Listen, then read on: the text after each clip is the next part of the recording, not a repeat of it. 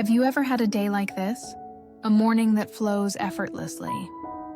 You're deeply focused, finishing your most important tasks. Everything just works. You feel full of energy, even without a single break. Or maybe, while reading a book you love, you lose all sense of time. The world fades away. It's just you and the words. And when you finally close the book, a quiet joy fills you. Not loud, but deeply complete. That feeling, that state when your mind and actions move as one, when effort becomes light and natural, is what we call flow. A moment when you don't have to try to be happy, because you already are, simply by being your truest self. But as we grow older, that feeling becomes rare. We get busier, more successful, yet somehow emptier inside. And sometimes you catch yourself wondering, I'm doing everything right, so why don't I feel alive anymore? That's the moment you've drifted away from your inner flow, the source of energy, creativity, and the quiet joy of living. Today's video isn't just a book summary. It's a journey to help you rediscover that flow within your everyday life, among work, responsibilities, and endless to-dos.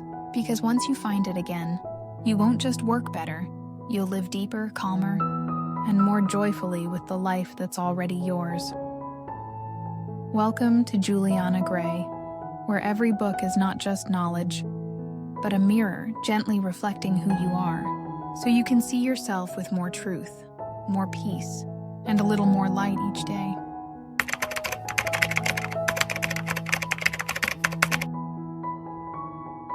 The most dangerous thing isn't being busy, it's being busy unconsciously.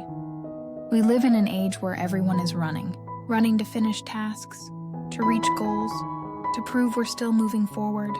But have you ever stopped and asked yourself, where are we really running to? And what's waiting at the end of that road? Each day, we handle dozens of tasks, consume hundreds of pieces of information, reply to countless messages. Yet rarely do we fully live in a single moment. We still breathe, smile, and work, but inside, there's a quiet emptiness growing larger and larger. There's a story in the book Flow.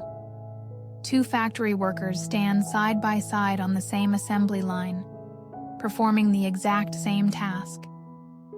Every day they watch identical parts move past them, but their inner worlds couldn't be more different. The first man works in exhaustion. His eyes are dull. His hands move out of habit. His mind drifts to unpaid bills, his child's tuition, or the complaints from his boss yesterday. To him, every day feels like a meaningless loop. The second man, however, observes carefully. He experiments, finding ways to do things better. Each time he completes a part, he feels a quiet satisfaction. Not because someone praises him, but because he knows he's improving. For him, work isn't torture.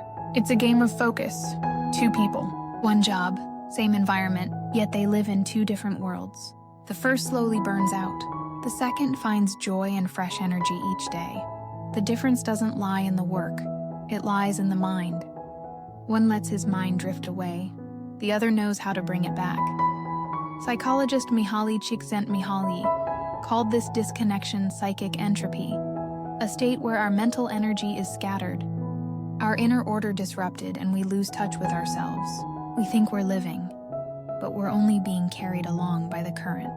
Each time we act without presence, entropy grows a little more, until one day, we can no longer tell what truly makes us happy, what truly makes us feel alive. All that remains is fatigue and emptiness. Focus is the doorway back. When you give your full attention to one thing, the mind begins to realign itself. Energy gathers in one direction. You're no longer pulled between the past and the future. You return to the present moment, the only place life truly happens. Action and awareness merge. You no longer observe your work, you become part of it. Every effort feels lighter because you're no longer trying, you're simply living. That is the state of flow, where even the smallest task can bring deep satisfaction. A street sweeper, if fully focused, can feel as peaceful as in meditation. A writer, if wholly present, can feel each word become a breath. When you are completely in what you do, you're not just doing it, you're living within it. Focus doesn't just help us work better, it helps us feel deeper. It isn't just a skill of productivity, but a gateway to life itself. Because when you're truly focused, you're telling yourself, I am here, fully.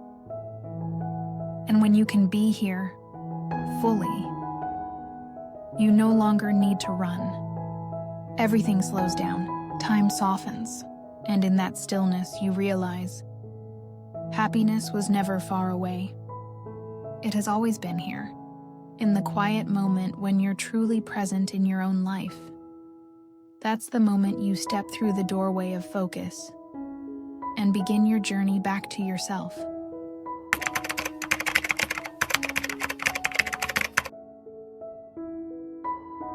If you don't control your attention, someone else will. We're living in a world designed to steal it. Every ping, every notification, every scroll pulls us further away from the present. According to Harvard Business Review, the average person is interrupted every 8 minutes, and it takes over 23 minutes to regain full focus. That means most of our mental life is fragmented. We're alive, but rarely here. When your attention no longer belongs to you, your life starts slipping out of your hands too. Every dream, every goal, every spark of creativity begins with focus. Without it, we only react, we don't truly choose. Both Mihaly Csikszentmihalyi's flow and Cal Newport's deep work point to the same truth. Happiness, productivity, and meaning all begin with the ability to sustain deliberate attention. When you learn to control your focus, you don't just work deeper, you live deeper. So how can we train our focus in a world built on distraction? Here are 4 strategies to help you build a mind as still and clear as a lake. Simple principles that, if practiced daily, can reshape your entire inner life. The first strategy, fixed rhythm. Set a consistent block of time for deep work every day. The brain loves rhythm. When you repeat a focused routine, your mind starts to prepare itself automatically. Jeff Bezos calls this his high IQ time. The hours when the brain performs at its best, often in the early morning. Give yourself at least 60 minutes without devices, without calls, just you and the one task that truly matters. The second, 2 peak energy. Work around your 2 natural peaks of energy each day. Most people have 2 windows of deep focus. One in the morning when the mind is calm, and another in the late afternoon as energy resurges. Elon Musk and Tim Cook both rely on these peaks to maximize performance. Observe your body and find your rhythm. The third, isolation burst. Moments of complete separation from the world. Bill Gates calls it Think Week, a week spent in solitude, reading, reflecting, and reordering his thoughts. For you, it might be a few hours offline, a quiet morning, or a walk in nature. Distance isn't for escape, it's for return, a return to yourself. Finally, journalist mode. The ability to drop into focus anywhere, anytime. Like a journalist switching instantly between chaos and clarity, you train your mind to move from noise to stillness on command.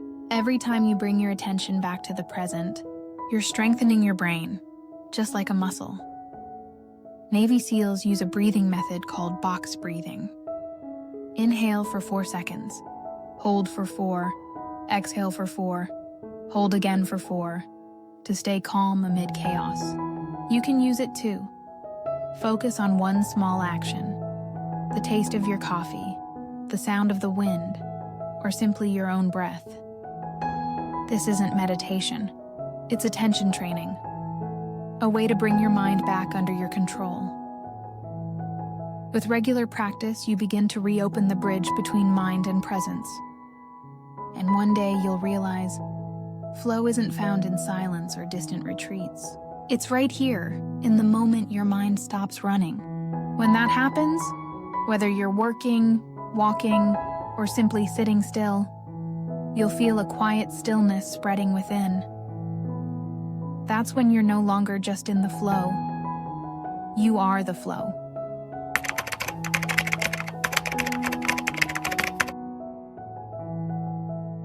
When you truly love what you do, time disappears. You forget the noise around you, forget even the passing of time. And all that remains is pure focus and the quiet joy of being completely alive in that moment. Mihaly Csikszentmihalyi called this the condition of entering flow, the state where the task you're doing is neither too easy nor too difficult, just enough to challenge you. At the edge of your comfort zone, you still feel safe, yet must give your full attention to take one more step forward. It's in that very space that action and awareness become one.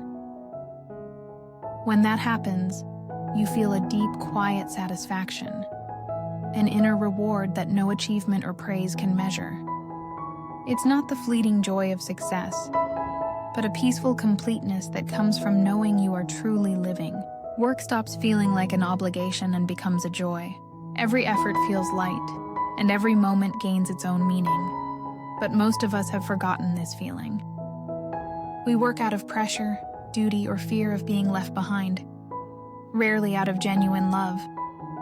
We push ourselves to achieve more, but lose the very energy that made us want to begin. Some people are successful yet still feel empty, not because they aren't good enough, but because their work no longer aligns with their inner values.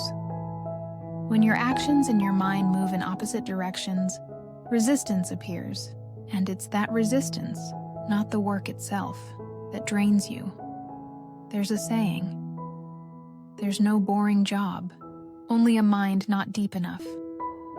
When you stop resisting and learn to love what you're doing, everything begins to change. A simple act, brewing tea, writing a sentence, or tidying your desk, can become beautiful when done with full presence. Choosing to love your work isn't mere acceptance, it's transformation. What once exhausted you can become your quiet refuge. James Clear wrote in Atomic Habits, "Before you change your behavior, change your belief. If you believe you can focus, you'll act like someone who can." And in The Worth of Life, the author said, "If you cannot change your fate, learn to love it." Two ideas, seemingly different, yet leading to the same truth. Real change begins within. When you change the way you see, the world around you changes too. It's not the work that wears you down, it's your resistance to it.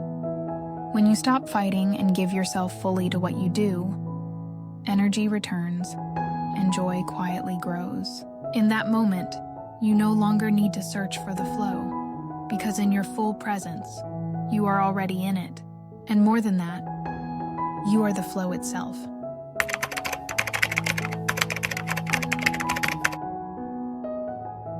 Every great change begins with an image you believe in, deeply. Not a detailed plan, not a checklist of goals, but a vivid picture of yourself, the version of you that you long to become. Every achievement, no matter how big or small, starts with a belief strong enough to sustain it. In psychology, this is called intentional visualization or positive autosuggestion. When you repeat an image, a thought, or a feeling often enough, your brain begins to treat it as real. It starts finding ways to turn what you imagine into reality, through your actions, your choices, and even the way you see the world. Michael Jordan was once a high school kid cut from his basketball team for being too short.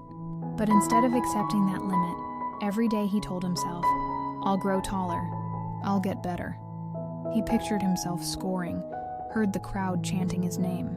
That belief drove him to practice endlessly, build his strength, and reshape his habits, until what he once imagined became real. And the rest, as we know, is history.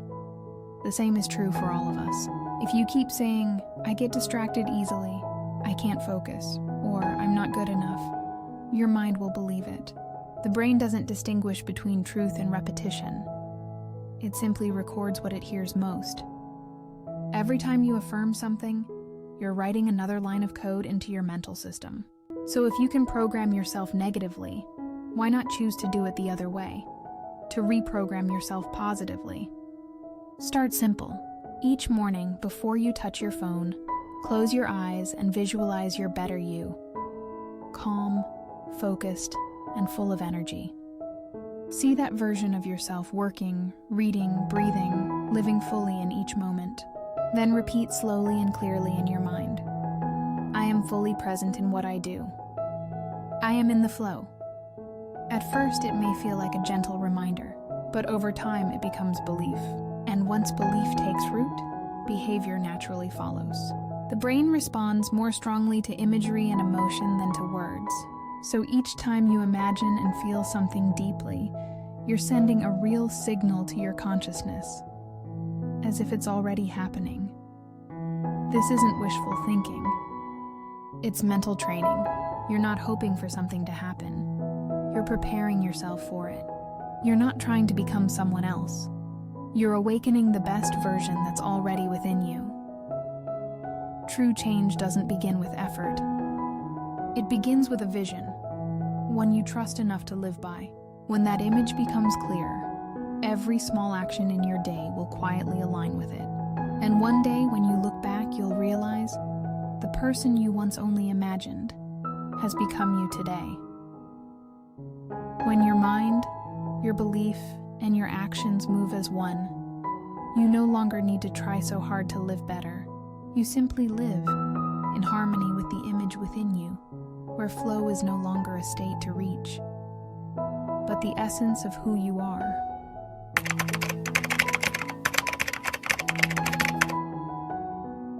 Loneliness, when accepted, becomes a mirror that reflects the soul. It's not in the crowd that you truly live. It's in solitude that you finally meet yourself again. For many, loneliness feels terrifying.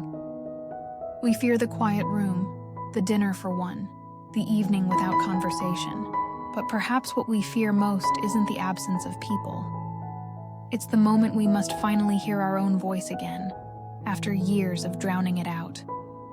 In Flow, Mihaly Csikszentmihalyi tells the story of a woman who lived alone on a small island after her husband passed away and her children grew up. In the early years, she was overwhelmed by grief, feeling isolated and purposeless. But one day, she opened her late husband's old books, began to read, write, paint, and plant flowers. Each morning, she woke to stillness, listened to the waves, and found quiet joy in completing small, simple tasks. She no longer dwelled on the past or worried about the future. She simply lived in the moment. Over time, within that solitude, she rediscovered flow, the state where the soul becomes peaceful and clear. That is what we might call high-quality solitude, where silence is no longer emptiness, but fertile ground for creativity and renewal. Loneliness only becomes painful when we haven't learned to listen to ourselves. Once we can stay with it, truly stay, it turns into a gentle companion. Adults fear being alone not because they are weak, but because they aren't used to facing the chaos of their own minds. When we sit still, the outer noise fades, and forgotten thoughts begin to surface. Unresolved emotions, old wounds, abandoned dreams. Yet only when we dare to face them, to stay present with them, do we begin to understand ourselves. That's when we need inner discipline, the ability to keep our spirit in order even in silence. A person with inner discipline doesn't need noise to feel worthy, nor the chase of the world to feel alive. They know how to find joy in small, quiet things, brewing tea, listening to music, reading a book, or tending a plant. These ordinary acts, when done with full awareness, become sanctuaries for the soul. And then you realize, loneliness isn't a punishment, but a space for spiritual renewal. Each quiet moment becomes a chance to recharge your inner energy, to see more clearly what truly matters. When you learn to cherish solitude, you no longer need someone else to fill the emptiness, because within you, that space has already been filled by your own presence. loneliness, when accepted, becomes a mirror that reflects the soul. There, you see yourself most clearly, not through the eyes of others, not through achievements or titles, but through pure, unfiltered truth.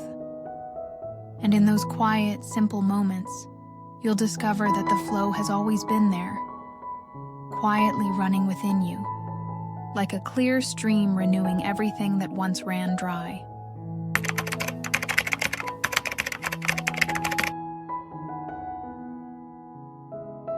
When the body moves, the mind begins to heal. Sometimes we don't need to analyze or understand more. We just need to let the body move, let the breath flow, and allow emotions to return to their natural rhythm. In that movement, something simple reveals itself. When the body lives in its true rhythm, the mind finds its way back to balance. Art and movement are two of the most natural paths into the state of flow. They give us the chance to forget ourselves, not to escape, but to dissolve. When we paint, play music, dance, or create, we are no longer the doer. We are being done, as if a greater energy is flowing through us. When we run, climb, swim, or simply breathe slowly in the open air, every movement becomes part of life's rhythm. Try listening to a slow piece of music. Do nothing else. Just listen with full attention. As sound fills your breath, you'll notice the music doesn't just pass through your ears. It touches the deepest layers of your soul. In that moment, you are in flow, a state that needs no effort, only presence. Similarly, when you move, even a short walk, a stretch, or a light jog, your mind becomes stiller. Scattered thoughts and heavy emotions dissolve in rhythm with your breath and movement. This is moving meditation, where you don't need to sit still to find peace, yet peace arises naturally. Science has confirmed that movement releases dopamine and endorphins, the hormones that restore energy, reduce stress, and soothe the mind. After each session of movement, your thoughts are clearer, your heart lighter, your energy renewed. Art and physical activity don't just make us healthier or more creative. They are the language through which the body and mind communicate, heal, and restore inner harmony. And then you realize, when you focus on your breath, your stride, or the rhythm of a melody, you are tuning in to the rhythm of life itself. Each breath is a new beginning. Each movement a quiet way of saying to life, I am here. I am alive. I am present. Flow isn't just a state of work. It's a way of living. It exists in every step, every melody, every heartbeat. When body and mind move as one, life stops being a list of tasks to complete. It becomes a gentle symphony, where even the smallest motion carries the meaning of existence. Because in the end, flow isn't somewhere far away. It's in your breath, in your run, in the music you're hearing right now. And when you let that rhythm guide you, you don't just renew your energy. You return to life itself, in its most complete and beautiful form.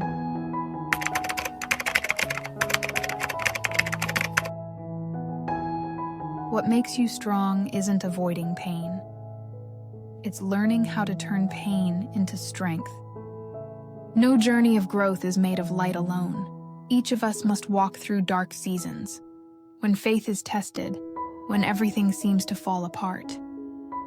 Yet it's precisely in those moments that our true self begins to take shape. Mihaly Csikszentmihalyi once said, "The person who can maintain order in their mind, even when the world is in chaos, is the happiest person alive." Flow isn't just a state of joy or creativity. It's a compass that helps us find direction in times of crisis. When you give your full attention to something meaningful, the mind begins to reorganize itself. The scattered fragments of emotion slowly start to reconnect. Pain stops being the darkness that blinds you and becomes the current that heals you, strengthens you, and moves you forward. In modern life, we all carry cracks, a broken relationship, an unfinished dream. a failure that left us lost. Often we try to fill the emptiness with distractions, travel, shopping, fleeting pleasures. But what we truly need isn't to forget, it's to revive. Sometimes, all it takes is one small act that makes you feel alive again. When you devote yourself fully to something, writing a few lines, cleaning your room, or cooking a meal, your mind begins to settle. In doing so, you're not running away from pain, but facing it, gently and with order. Flow transforms negative energy into creativity, suffering into insight, chaos into calm. Pain doesn't simply disappear, but when you learn to arrange it, to give it form, it stops being a burden. Like listening to a sad song, it's still sadness, but a beautiful one, deepening your understanding of life. That's what flow feels like. You're still inside the storm, yet your mind is still, like the quiet lake beneath the waves. So after every failure, don't rush to seek joy outside. Choose something small and do it with all your heart. As you focus, the negative energy begins to dissolve, and you start to feel the rhythm of life again. Realizing that even when things aren't perfect, you still have the power to create. The more storms you pass through, the stronger your inner flow becomes. It's within the cracks and collapses that flow is born, the place where you stop resisting and begin transforming. And when you can do that, when you can maintain inner order amidst outer chaos, you're not just recovering, you're reaching a deeper level of happiness, where peace doesn't come from life getting easier, but from you becoming stronger within it.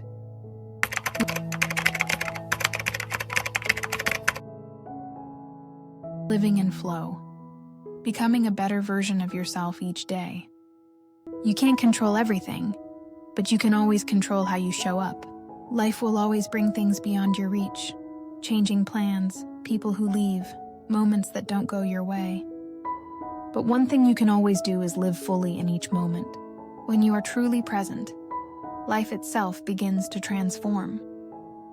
Flow isn't something you have to chase. It's a state you can nurture, day by day, through the smallest things. Mihaly Csikszentmihalyi said there are 3 core elements to achieve flow, 3 keys to living more peacefully amid modern life. The first is deep focus, the ability to bring your full attention to the present moment, to one single task, to each breath and action. It's the practice of mindfulness, gathering your scattered energy and returning it home. The second is full engagement, when your actions and your mind become one. When you stop doing just to finish and start living through what you do, a quiet joy begins to rise from within. And the third is inner joy, the ability to find flow in the simplest moments. A peaceful morning, a song, a deep breath, or a moment of high-quality solitude. When you can savor that stillness and creativity, happiness no longer requires going anywhere else. When you live consciously, every moment can become a beautiful stream of flow. Every breath, every movement, every small instant holds within it the art of presence. Juliana isn't about becoming someone else. It's about living more deeply within your own life. It's about seeing the beauty of the present again, feeling life in the smallest details, and letting each day pass not as mere existence, but as truly living. Thank you for listening. If this message resonates with you, share it with someone who may need to rediscover joy in their work and in their life. Juliana, where we journey together to find our flow and become better each day.